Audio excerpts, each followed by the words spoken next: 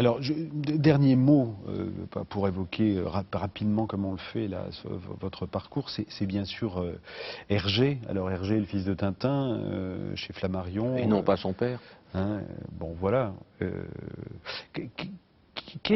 Pourquoi est-ce que vous êtes intéressé, je me suis toujours demandé ça, pourquoi est-ce que vous êtes intéressé à ce personnage, à Hergé?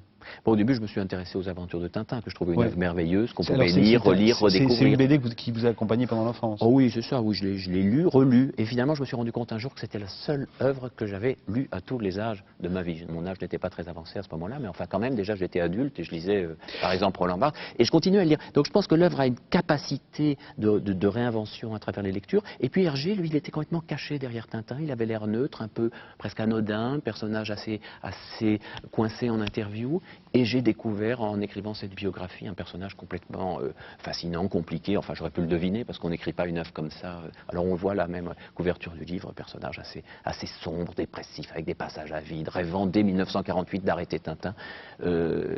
Voilà, j'adore les biographies. Et puis beaucoup d'empathie aussi par rapport à...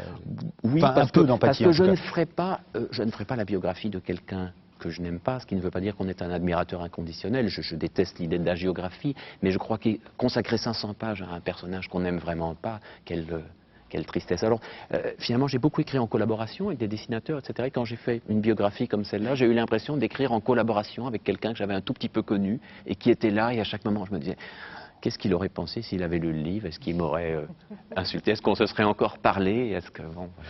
Hergé a-t-il évolué politiquement? C'était le thème de l'interview de Bernard Pivot. C'était le 8 octobre 1973. L'émission s'appelait à l'époque, ouvrez les guillemets, c'était l'ORTF. Mais enfin, est-ce que vous avez évolué? Voilà le problème. Est-ce que vous avez évolué? Est-ce que vous avez pris... Je crois que j'ai On a l'impression qu'en vous lisant, il y a une sorte de conscience politique qui naît en vous au fur et à mesure que vous publiez des albums. Je crois que... Vous ne commettez pas les erreurs du début? Ah non, sûrement pas. Si c'est... Non, on évolue certainement. Hein. J'ai pris conscience de certaines choses et puis peut-être est-ce ma nature, je ne sais pas si vous croyez à l'astrologie, mais enfin je suis né sous le signe des Gémeaux et cette espèce de balancement, cette espèce de balancement, je répète, entre est-ce que oui, ceci est bien, mais ceci n'est pas mal non plus, cette impossibilité de prendre parti, cette incapacité de prendre parti. Simplement voir le pour et le contre sans arrêt, et qui crée une sorte de tension sans arrêt, une sorte de dialogue d'ailleurs. Ce qui est intéressant, ce que vous dites, c'est que en fait, ce côté velléitaire de Hergé, c'est ce qui lui a permis de s'ouvrir et de faire que Tintin, cet être asexué, ait été à ce point curieux du monde qu'il parcourait.